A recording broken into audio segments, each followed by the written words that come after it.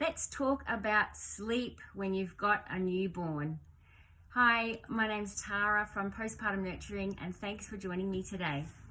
So, it's pretty common, pretty much every parent has sleep deprivation in those early weeks and months, and sometimes it continues further than that with a baby.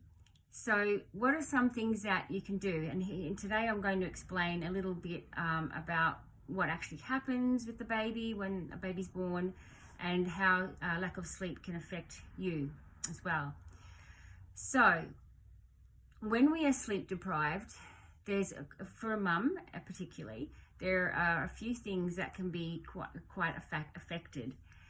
One of them is hormones. They will fluctuate irregularly. The other one is breast milk supply can reduce if you're really, quite sleep deprived.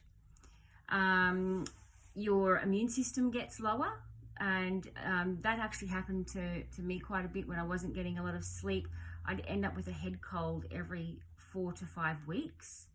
So that's an indication that, your immune system is not coping.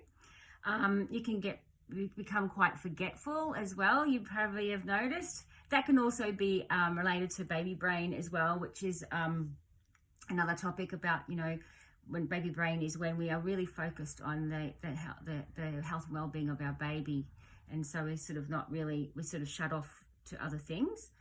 But forgetfulness and it can be a thing with lack of sleep. And also that leads to poor decision making. And you may have noticed your patience and tolerance level is reduced when you're tired. I think pretty much most people can relate to that. You just might find yourself snapping and getting really irritable quite easily when you have not had enough sleep. So first of all, let's talk about why do babies have such an erratic sort of sleeping pattern? So, it just seems like you've just put them down and then half an hour later they've woken up, and that can be the case.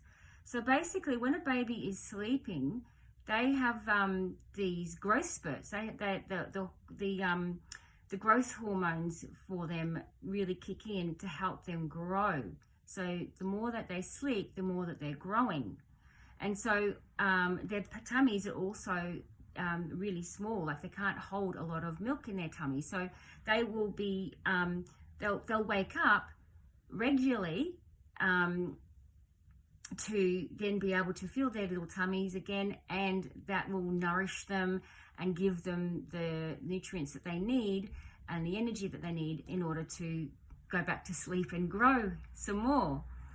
Another thing is too, our sleep cycles are different to a baby. So a sleep cycle for an adult is 90 minutes, whereas for a newborn, it's around 60 minutes. And so therefore, they'll only be asleep for a little while when they need to wake up again. And for an adult, we sort of just start to relax and fall into that sleep, and then we are woken up. So that is another thing that happens too. And when you think about it, it's probably because the parent doesn't actually then fall into such a deep sleep that they don't hear the baby, because that can happen for some, mostly fathers from my experience.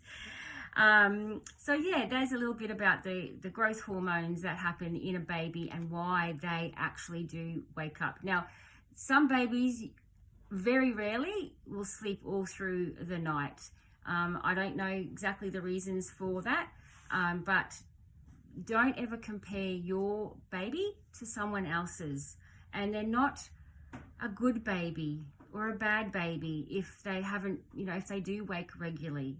So please remember to never label your baby good or bad based on how well they sleep or how often they sleep or things like that. So that's really important.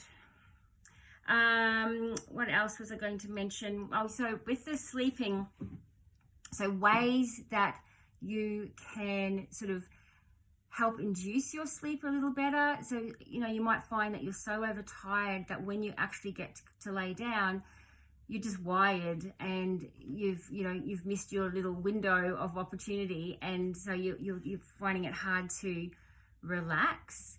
So there's a few things you can do. First of all, take some magnesium, have a magnesium bath, and you can pop some essential oils in there, like lavender and marjoram oils are really great. Make sure they're pure essential oils, and you can pop that in the water as well, and that will just help. You can do that earlier in the afternoon, just sort of help prep you for a more relaxing, calming night. Drinking chamomile tea as well in the afternoon, that will also come into the breast milk, and it will help soothe your baby as well. So chamomile tea is another really beneficial thing to have, to help you relax and get you sort of ready for a better sleep. What else? Yeah, so they're the two. The essential oils, that's right. So with essential oils, again, you can make just up a mix in a carrier oil, like coconut oil or jojoba oil, maybe sweet almond oil, anything that you've really got. Sesame oil's great. And you want to be able to have that nice and warm, like warm up in your hand, and rub that on you. So make sure that it's not too strong if you're having the baby near you, because they will be quite sensitive to those essential oils smells. Again, lavender and marjoram oil and vetiver oil as well are really great for helping you to sleep and to be grounded. And you can rub that anywhere, like you can have someone maybe rub your neck and shoulders with it, or your arms, wherever it feels, you feel the need to have that. So there's some sleep tips for you, and a little bit of info around our sleep cycles and the baby sleep cycles, and what happens when a baby sleeps with their growth spurts, and why they wake up so regularly for their feeds. I really hope that you do practice one or two of these things that you can bring in to help enhance your sleeping experience a little more. And of course, I didn't mention, but add in naps. I know that it's not the same as having, your full 8 to 10 hours sleep a night. However, it's still really important to have those rests and little naps throughout the day when you can. And then by adding in those magnesiums, the magnesium barbs or magnesium oil, and the essential oils and the chamomile tea, that will just help you be able to relax better at night and get a little bit more sleep in as the baby sleeps.